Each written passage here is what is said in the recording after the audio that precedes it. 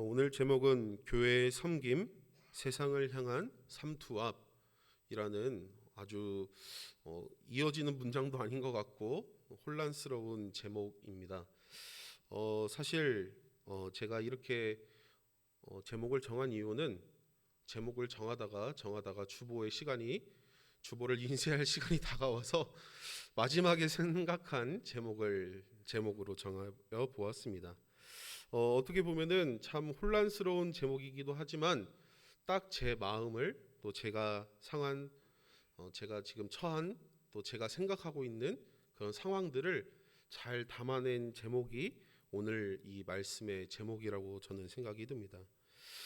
오늘은 제가 신학을 이렇게 보아도 12년 동안 공부를 하면서 정말 고민하고 있던 이야기들을 좀 나누어 보려고 합니다. 어려우실 수도 있을 것 같고 동의하지 못하실 이야기도 있을 수 있고 처음이자 마지막으로 제가 이렇게 강의식으로 좀 설교를 좀 진행을 해보려고 하는데 과연 미래 목회를 준비하는 젊은 사람은 어떻게 고민하고 있는지 또 어떠한 미래의 교회가 준비되면 좋을지 어떻게 보면 다소 난해할 수도 있는 내용이 있을지라도 함께 고민해 보았으면 좋겠습니다. 또 그러한 고민을 통해서 더욱더 풍성한 수요 기도의 시간이 되기를 소망합니다. 저희 친가와 외가는 전부 이 전라북도에 있는 김제시라는 곳에 있습니다. 이 김제시가 얼마나 좋은 곳이냐면은 쌀이 정말 너무나도 훌륭하게 잘 나서 제 몸을 보시면 아시겠죠. 밥이 너무나도 맛있는 동네가 이 김제시라는 동네입니다.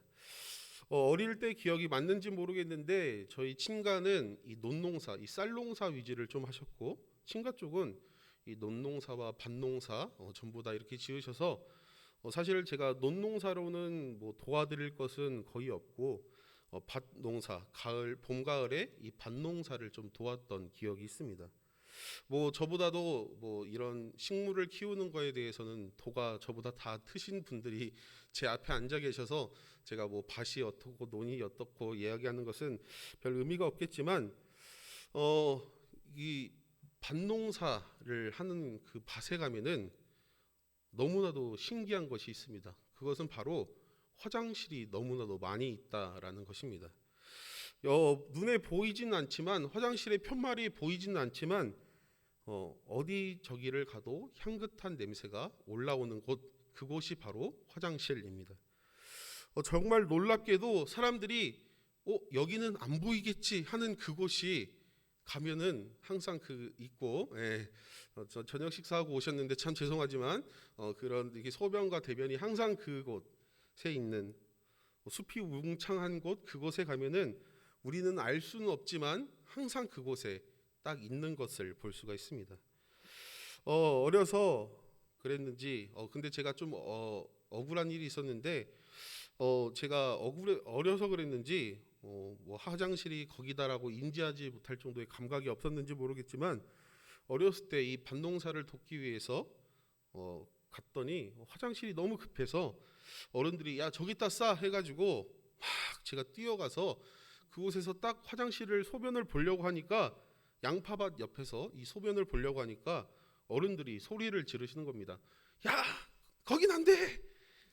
너 양파 다 죽일 거야 막 하면서 이 소리를 지르신 것이었습니다.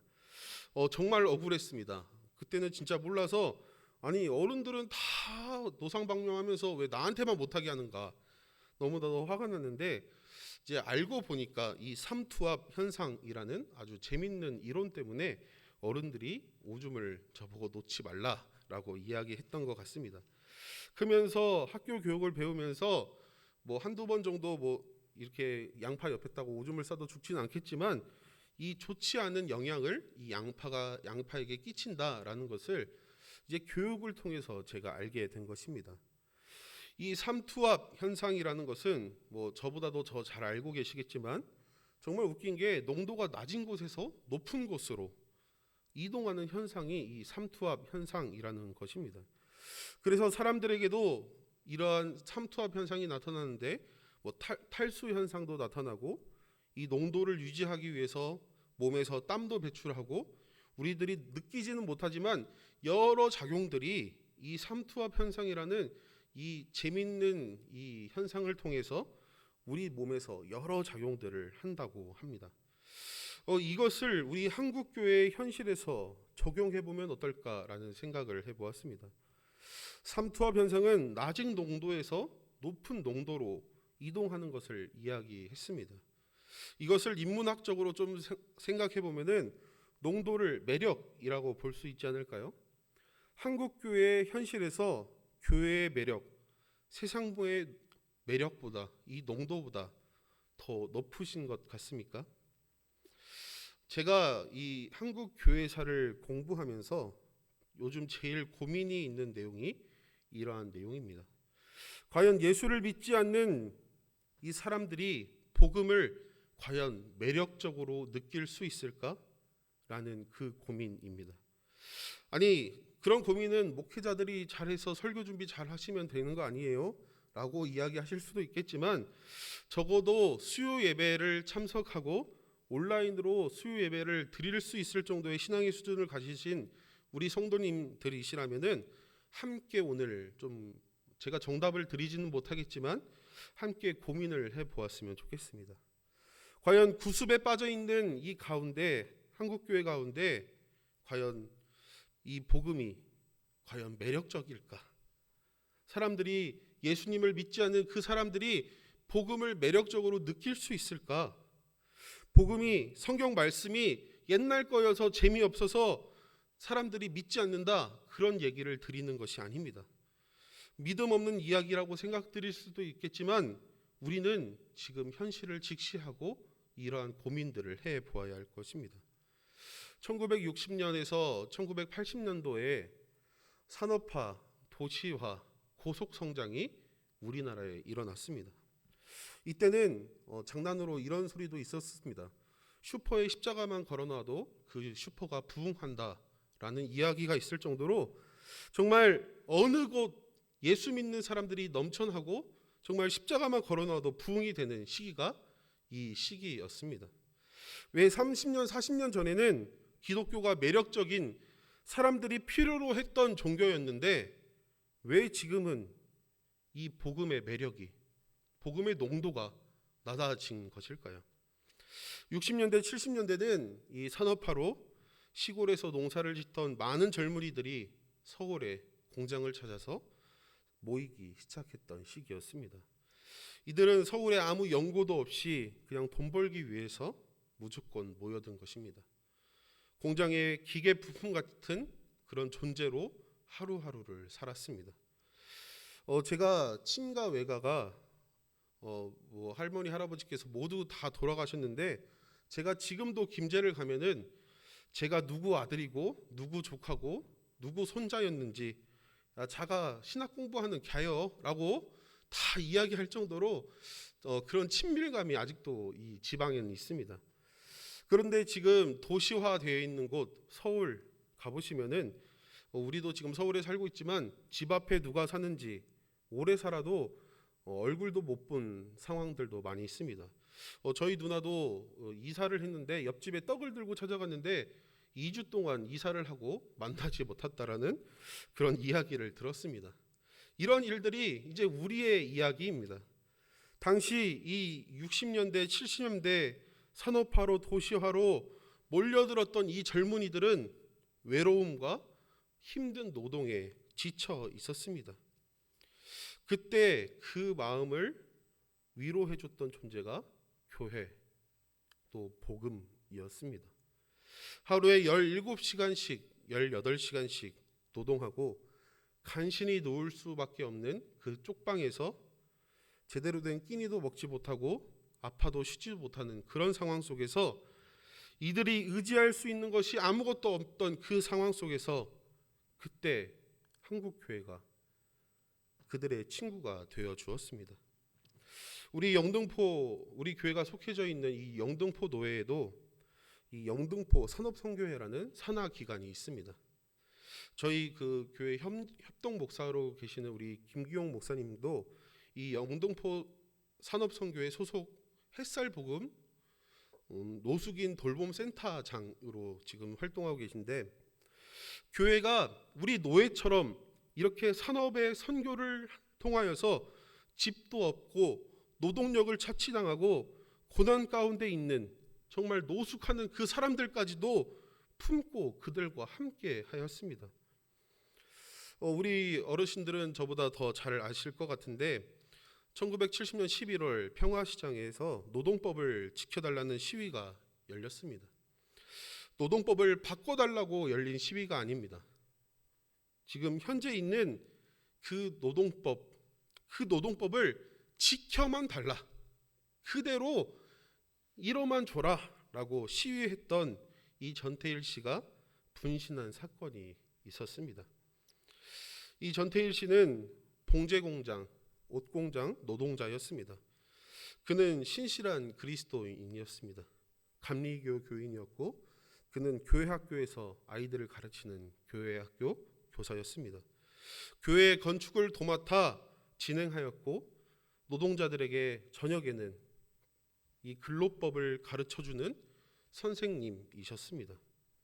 그는 그리스도의 사랑으로 노동자를 품었습니다. 교회가 그들과 함께 하였습니다. 40년이 지난 지금도 이 전태일 씨의 분신 사건은 자살이냐 사고냐 여러 주변인들의 증인의 의견들이 사실 분분합니다. 저는 그 방법이 맞냐 틀렸냐 그런 이야기를 오늘 하려는 것은 아닙니다. 근데 한 가지 확실한 것은 그가 예수님을 사랑했고 예수님의 제자로서 자신에게 맡겨진 사명을 충성스럽게 이 복음을 위해서 오늘도 고통받고 있는 이 노동자들을 위해서 자기 동료들을 위해서 죽기를 다짐하기까지 이 노동법을 지켜달라고 투쟁했다라는 것입니다. 교회가 우는 자와 함께 울었고 아파하는 자와 함께 아파했습니다. 그때 정말 놀랍게도 교회의 부흥이 폭발적으로 일어났습니다.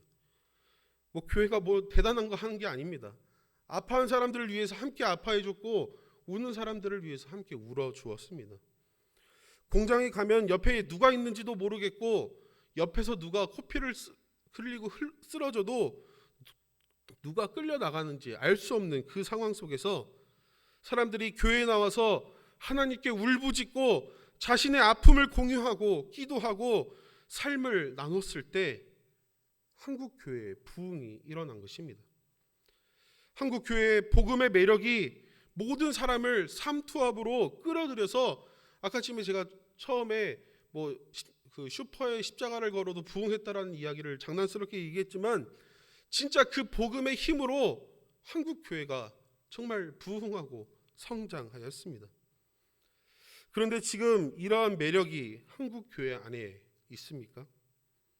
이제는 세상의 농도보다 조금 낮아진 것 같고 세상에 끌려다녀도 사람들이 전혀 이상하게 생각하지 않는 시기가 왔습니다.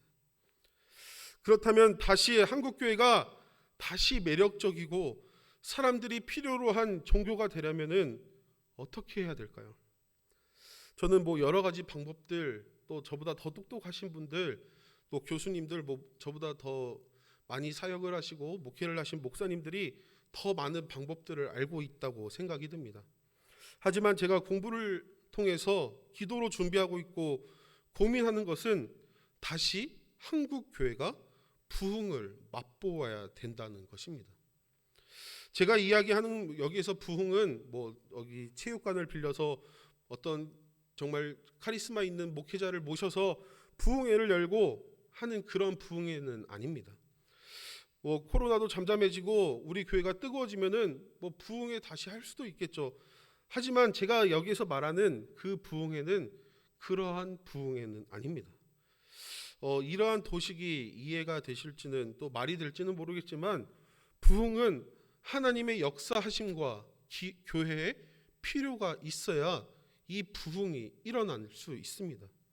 부흥은 하나님의 역사로만으로 되는 것도 아니고 교회가 필요하다고 해서 그 부흥이 일어나는 것도 아닙니다. 누가 어떤 교회가 우리 교회는 부흥이 안 되게 해주세요라고 기도하는 교회가 어디 있겠습니까? 그렇다고 우리 교회가 부흥이 필요하다고 교회 부흥이 막 일어납니까? 그것도 아니죠. 하나님의 역사하심 가운데 교회가 준비되어 있어야, 교회가 필요로 하고 하나님이 함께 하여 주셔야 이 부흥이 불릴 듯이 일어난다는 것입니다. 이것을 다시 한번 쉽게 좀 풀어서 보면은, 부흥은 하나님의 때와 함께 교회의 준비가 필요하다라는 것입니다. 부흥이 되기 위해서는 하나님이 역사하시는 그때에 교회가 준비를 해야 된다라는 것입니다. 하나님이 일하시기 위해서 준비 다 끝나셨는데, 하나님 저 아직 준비가 덜 됐는데요 라고 하면은 이것은 진정한 부흥을 맛보기 어려울 것입니다. 또 교회가 완벽하게 준비되어 있는데 하나님께서 아직 때가 아니다 라고 하실 때도 있겠죠. 하나님 저희가 5월 중순쯤에 준비가 다 끝날 것 같으니 하나님 4월 말부터 준비하고 계세요 라고 하는 것도 우리의 준비지 하나님의 때가 아니라는 것입니다. 하나님의 때가 언제일지는 모르겠지만 교회가 준비하고 나아갈 때, 준비하고 기다릴 때 우리는 부흥을 맛볼 수 있을 것입니다. 이것을 다시 한번 풀어서 써보면은, 부흥은 은혜와 사랑이 아니라 미음 받침 사람. 아니 하나님이 일하시는데 어떻게 사람이 감히 저 자리에 설 수 있냐라고 생각하실 수 있는데, 마지막으로 다시 한번 이 부흥을 정리해 보면은, 하나님의 주권과 이 제자, 사람, 이 제자도가 중요한 것입니다. 하나님께서 일하실 때 신실한 그리스도인, 열정적인 제자를 사용하신다라는 것입니다.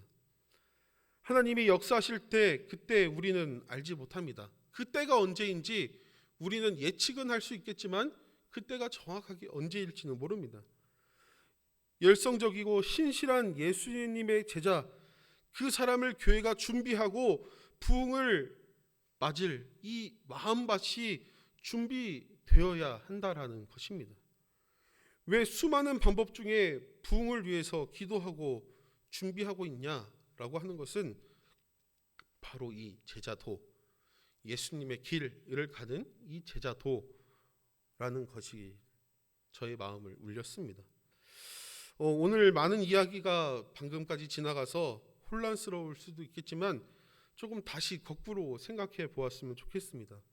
1960년대, 70년대 한국 교회가 부흥의 불길로 타올랐을 때, 한국 교회가 부흥의 시기, 부흥의 황금기라고 이야기할 때 그 시기를 살펴보면은, 하나님의 역사하심과 1960년대, 70년대, 80년대 그 마음이 가난했던, 그래서 하나님을 찾았던 준비된 이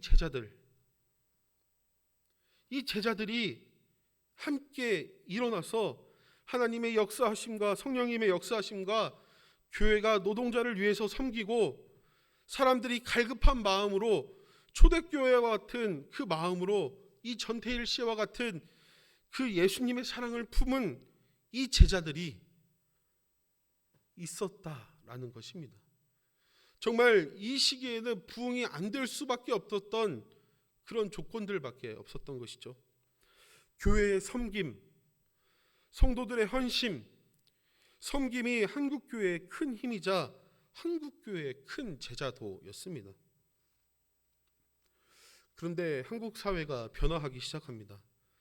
산업화 공장에서 이제는 서비스업, 90년대, 2000년대를 들어서 사람들이, 많은 직업들이 변화하기 시작이 됩니다. 여성들의 사회 참여가 지금도 많이 부족하지만 더 갱신되고 더 바뀌어야겠지만 여성들의 사회 참여가 많이 늘어났습니다. 그리고 자녀들은 1명, 2명 혹은 낳지 않는 풍세가 이어지기 시작하였습니다. 한국 교회의 섬김의 판도가 완전 바뀌게 되었습니다. 교회에서 섬김을 찾아볼 수가 없는 상황이 되었습니다. 그리고 많은 교회들은 교회를 섬기라고 이야기하고 있습니다. 교회에게 헌신하고 교회를 섬기라고 이야기한다는 것이죠. 교회가 마치 60년대, 70년대, 80년대 공장과 같이 예배를 찍어내고 옆에 있는 사람이 누가 앉아 있는지 관심이 없는 그런 교회가 되어버렸습니다. 화려한 교회 음악과 화려한 조명, 화려한 방송시설, 마치 뮤지컬 공장과 같은 그 무대와 같은 이 교회당에서 좋은 목사님이 하시는 좋은 이야기를 듣고 좋은 음악을 듣고 오케스트라가 하는 좋은 음악을 듣고 그런 공장과 같은 너 아니어도 교회 헌신할 사람 많아 하면서 교회가 갑이 되었습니다. 사람들도 바뀌었습니다. 이제 제자도 예수님의 사랑보다 교회가 나에게 무엇을 할 수 있는지, 해줄 수 있는지, 섬김보다 내가 섬김을 받고 싶은 그런 사람들이 교회의 대부분의 자리를 차지하게 되었습니다. 나에게 손톱만큼만 서운하게 하여도 교회를 옮기고, 내 옆에 있는 사람이 꼴보기 싫어서 교회를 옮기고, 내가 교회에 늦게 왔는데 담임 목사님이 나에게 전화를 안 했다고 교회를 옮기고, 성도님들이 헌신과 사랑으로 성장했던 이 한국교회가, 이 섬김은 죄송한 이야기지만 이제는 다른 나라, 먼 나라 이야기가 된 것 같습니다. 당연히 아직도 한국교회 안에 정말 많은 헌신들이 또 섬김들이 있습니다. 어떻게 우리가 이렇게 매주 깨끗한 본당에서 예배 드릴 수 있겠습니까? 누군가는 청소하고 있겠죠. 또 이 예쁜 꽃들 어떻게 우리가 이렇게 보면서 예배 드릴 수 있습니까? 누군가 헌신하고 봉사했겠죠. 또 이번 종려주일에 우리가 성찬식을 갖습니다. 그 성찬식 어떻게 목사님 혼자 다 준비하십니까? 당연히 한국교회 아직 섬김과 헌신 아직도 존재는 합니다. 지금도 우리가 이렇게 은혜롭게 예배를 다 드릴 수 있게 있는 이유는 사실 성도님들의 섬김과 헌신은 사실 아직도 너무나도 은혜롭게 이루어지고 있습니다. 그러나 요즘 세상을 보십시오. 얼마 전에 제가 이런 예화가 맞을지는 모르겠지만 제가 전화기 통신사 계약이 끝나서 통신사에 전화를 했습니다. 근데 이 통신사 이 직원이 너무나도 친절하게 네 고객님 사랑합니다 하면서 전화를 받고 끊을 때도 고객님 문제 있으면 꼭 다시 전화 달라고, 정말 이렇게 친절하게 섬기고 헌신하는 것들을 볼 수 있습니다. 이제는 세상이 교회보다 더 잘 섬기게 되었습니다. 사람들의 필요를 더 채워주기 위해서 매력적으로 바뀌었다는 것입니다. 지금은 많이 그런 문화가 없어졌지만 예전에 음식점에 들어가면은 이런 문구가 써져 있는 음식점들이 있었습니다. 손님은 왕이다. 손님을 우리 부모님처럼 섬기자. 많이 그런 문화들이 없어지긴 했지만 불과 몇 년 전만 하더라도 음식점에 가면은 종종 이런 문구들을 우리가 볼 수 있었습니다. 한국 교회가 황금기 이 부흥 시기를 겪었을 때 한국 교회가 섬김의 본을 보였었습니다. 하지만 이제 제도화되고 권력과 물질로 커져버린 이 한국 교회에서 새로운 섬김과 헌신을 다짐하며 예수님의 길을 걷겠다고 말하는 이 제자들이 살아가기 위해 열정적으로 이 그리스도인, 이 헌신하고 회심하는 이 그리스도인이 줄고 있다라는 것입니다. 아니 교회에서 무슨 매력을 찾고 그러냐고, 말씀은 변함이 없다라고 이야기할 수 있지만 하나님의 말씀은, 이 진리의 말씀은 전혀 변하지 않았습니다. 그런데 그 진리의 말씀을 읽는 그 사람들이 바뀌었습니다. 이유를 찾지 못하면 움직이지 않는 세대들이 되었습니다.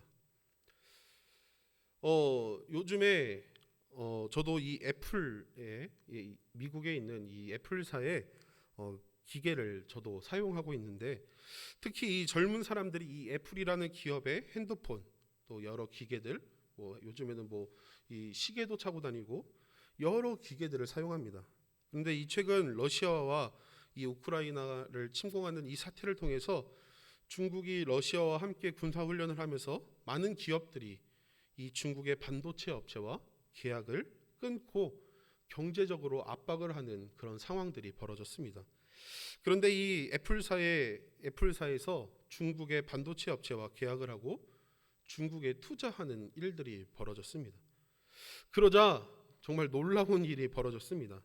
이 젊은 세대 친구들이 자신이 가지고 있던 핸드폰을 한국 제품으로 바꾸는 정말 이상한 일이 벌어졌습니다.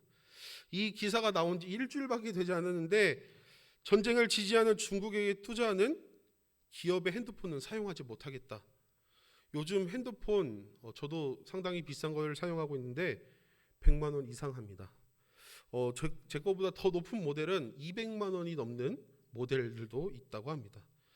그런데 그 비싼 할부값을 그냥 다 내고 국내 핸드폰으로 바꾸었다라는 이 젊은 이들의 이야기를 들을 수 있었습니다. 그리고 그렇게까지는 못하겠고 다음 내가 핸드폰을 바꿀 때는 절대 이 미국의 이 애플사의 핸드폰으로 바꾸지 않겠다라고 다짐하는 젊은이들도 많이 있다라는 기사들을 제가 보았습니다. 젊은 시대 이제 말씀을 읽어야 하는 이 예수님의 제자도 예수님의 길을 가려고 하는 이 젊은 세대들은 이러한 사고의 방식을 가지고 있다라는 것입니다. 그뿐 아닙니다. 최근 아웃도어 업체인 이 노스페이스라는 업체에서 친환경 옷, 이 플라스틱을 다시 재가공해서 그 플라스틱 병으로 만든 이 옷을 내놓았습니다. 티셔츠 하나에 15만 원에서 21만 원 정도, 말이 안 되는 가격이죠. 저는 그 옷 사줄까 하면은 그냥 소고기 사달라고 할 것 같습니다. 저는 그냥 배부르게 소고기 사주세요라고 할 것 같은데 이 15만 원에서 21만 원 정도 하는 이 티셔츠를 이 기본 이 기업에서 나와 있는 티셔츠보다 1.5배에서 많게는 4배가 비싼 이 티셔츠가 없어서 못 팔고 있다고 합니다. 이 아웃도어 이 점퍼는 40만 원에서 60만 원, 일반 제품의 1.5배 이상 비싼 가격에 판매되고 있다고 합니다. 그런데 놀랍게도 이 제품이 없어서 페트병을 못 찾고 없어서 못 만든다고 하고 있습니다.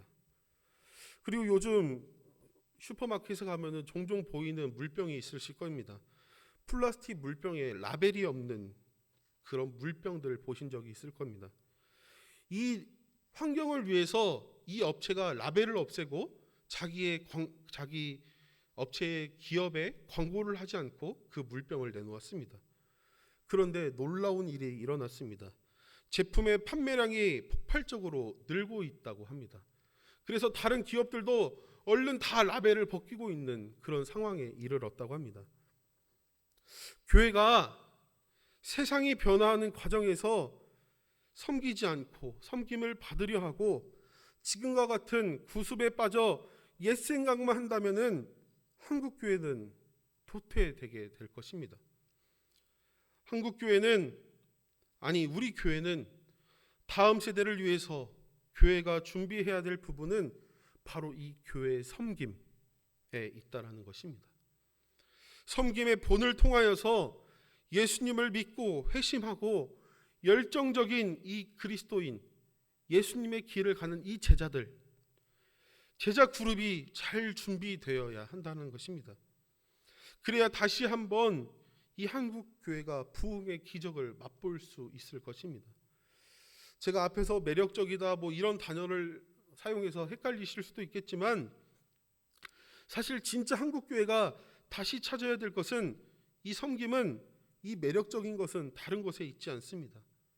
바로 오늘 말씀에서 예수님이 보여주신 예수님이 직접 그 예수님의 삶을 통해서 보여주신 이 섬김의 모습들을 통해서 우리가 그것들을 찾아볼 수 있다라는 것입니다. 요한복음 13장 말씀은 예수님께서 잡히시기 전날 밤 제자들의 발을 씻겨주시는 장면입니다. 우리가 너무나도 잘 알고 있는 예수님께서 직접 섬김의 모습을 보여주신 장면입니다. 그것도 낮은 자리에서 겸손하게 제자들의 발을 씻겨주셨습니다. 이 섬김, 낮아짐, 겸손이라는 단어는 이 헬레니즘 이 세계관, 헬레니즘 이 문화권에서는 정말 가치가 낮은 일반 사람들에게는 쓰지 않는 그런 단어들이 섬김, 낮아짐, 겸손이라는 단어입니다. 예수님께서 제자들의 발을 씻겨주기 전에 제자들은 무엇을 했습니까?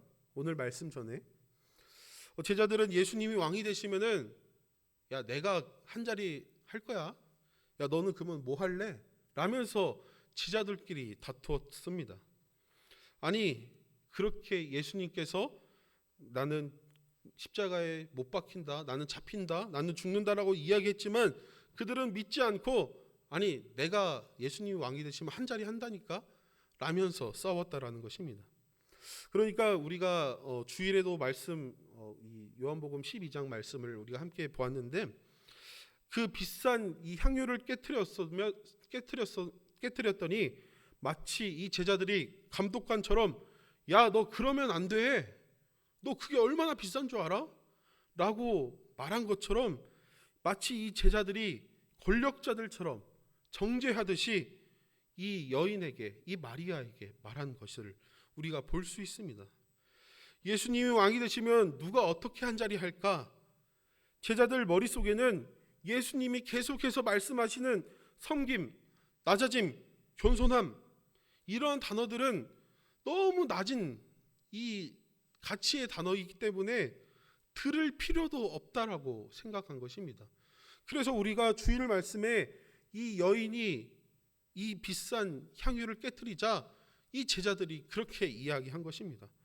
아니 네가 어떻게 그럴 수 있냐고. 어떻게 이 영광을 누릴 수 있나? 제자들은 이 생각만 한 것입니다. 그런데 그렇게 믿고 있던 예수님께서 제자들의 발을 씻겨준다니 이 헬레니즘 문화 가운데 이 세계관 가운데 이것들은 섬기고 낮아지고 겸손한 것들은 그냥 종들이 노예들이 하는 그러한 일들이었습니다. 사실 베드로가 예수님께서 발을 씻겨주겠다고 하자 거부한 것도 아니 예수님 왕이 되셔야 되는데 뭔 이런 거를 하시냐고 이런 건 노예가 한다고 거부한 것이었습니다. 그런데 예수님께서는 제자들의 발을 씻겨주셨습니다. 우리 마가복음 10장 44절 말씀 함께 읽어보면 좋겠는데요. 마가복음 10장 44절 말씀 우리 앞에 화면을 보시고 우리 함께 한번 읽어보도록 하겠습니다. 너희 중에 누구든지 으뜸이 되고자 하는 자는 모든 사람의 종이 되어야 하리라. 아멘. 예수님께서는 사람들에게 전적인 헌신과 섬김을 보여주셨습니다. 특히 가난한 자와 병든 자, 귀신 들린 자, 작은 자, 여성, 종교적으로 소외받았던 이 이방인들을 섬기셨습니다. 유대인들이 사람 취급하지도 않았던 사람들을 위해서 낮아지고 겸손하게 그들을 섬겼습니다. 저는 지금이 한국교회의 기회라고 생각이 듭니다. 지금 세대가 원하는 지금 의미를 찾지 않으면 움직이지 않는 이 세대가 원하는 섬김은 바로 예수님이 보여주신 낮아지고 겸손하게 섬기는 그것. 이러한 섬김을 원하고 있다라는 것입니다. 진짜 한국교회가 다시 회복하고 부흥의 길을 가는 거의 마지막 몇 남지 않은 이 찬스의 시간이 여기에 있다고 생각이 듭니다. 더 이상 한국교회가 여기에 반응하지 못한다면은 세상에 필요 없는 친구가 되지 못할 것입니다. 세상 사람들이 손가락 칠 정도로 할 정도로 비호감의 행동을 계속한다면은 이제는 기독교는 어른들이 다녔던 그런 정도로밖에 기억되지 않을 것입니다. MZ 세대들이라고 하는 이 다음 세대들, 교회에게 바라는 것은 교회가 교회됨. 세월이 지나서 그 모습은 바뀌었겠지만 교회가 예전 노동자들에게 섬기고 그들에게 친구가 되어줬던 그 섬김을 통해서 이 지역사회의 평안한 안식처가 되는 그러한 교회, 다음 세대들이 원하는 교회의 섬김입니다. 실제로 코로나19 시대를 지나면서 한국이 1위를 한 게 두 가지가 있다고 합니다. 첫 번째는 부동의 1위인 자살률, 그리고 다시 1위를 탈환한 우울증이라고 합니다. OECD 국가 중에 우울증 1위인데 치료는 OECD 국가 중에 꼴등이라고 합니다. 한국 사람 10명 중에 4명이 우울증을 겪고 있다고 합니다. 사회 초년생 30대 우울증이 코로나 이후에 2배나 증가했다고 합니다. 의사를 한 번이라도 만나봤다, 아니면은 상담을 해보았다, 그것조차도 아니고 신앙을 가져서 그거를 회복하려고 노력이라도 해봤다 라고 응답한 사람은 10명 중에 1.5명, 2명이 채 되지 않습니다. 한국인들 중에서 약물 필요가 꼭 필요한데 이 중증 환자 중에서 약물 치료를 실시하는 인원은 2%, 100명 중에 2명 정도라는 결과가 OECD의 그 통계가 있습니다. 이 통계는 세계 통계가 아닙니다. 우리 한국의 통계입니다. OECD라는 세계적인 기구에서 한국을 평가한 것입니다. 지금 세대는 합리적이고 이성적이어서 신앙이 필요 없는 세대라고 이야기하는 사람도 있습니다. 그러나 전혀 그렇지 않습니다. 지금 이들에게 필요한 것은 예수님입니다. 이들에게 필요한 것은 복음입니다. 집에 돈을 많이 쌓아놓고 비싼 아파트 살면 뭐합니까? 그들의 마음의 창고가 텅텅 비어서 허덕이는데, 세계적인 위기, 한국교회 위기라고 이야기하는 지금 이 시기가 하나님이 역사하실 부흥을 맛볼 수 있는, 저는 마지막 절호의 찬스라고 믿습니다. 지금 우리 교회가, 우리 권사님 기도 중에서도 이야기하셨지만 복합문화 공간을 준비하면서 준비한 내용들을 발표하고 주일날 그 의견들을 듣고 추진하기로 재직회에서 주일날 통과가 되었습니다. 사실 복합문화 공간이 통과되면서 여러 걱정들이 많으실 것입니다. 저희 아버지가 저에게 이런 이야기를 해주신 적이 있습니다. 천석군 그 천 개의 이 말을 갖고 있는 이 천석군은 1000가지의 고민이 있고 만석군은 10,000가지의 고민이 있다라고 저희 아버지가 저에게 그 사우나에서 이야기해 주신 적이 있는데, 걱정이 안 될 수가 없죠. 시국이 시국인 만큼 코로나 시기에 음료수가 팔릴까? 우리 교육관을 개방하면은 얼마나 더러워질까? 그 공간에 확진자가 왔다 가면은 어떻게 할까? 라고 이 수많은 걱정들이 앞섭니다. 그런데 이제 한국 교회는 선택사항이 많이 남아있지 않습니다. 우리 교회에게도 사실은 선택사항이 많이 남아있지 않습니다. 교회가 지역 주민을 섬기고 회심하게 하고 예수님의 길을 걷게 하고 예수님의 제자로 길러내는 일, 우리의 걱정 때문에 이 일들을 멈추게 된다면 하나님이 준비하시고 역사하시는 그 부흥의 때를 우리 한국 교회가 조금 늦게 맛보거나 맛보지 못하게 될 수도 있습니다.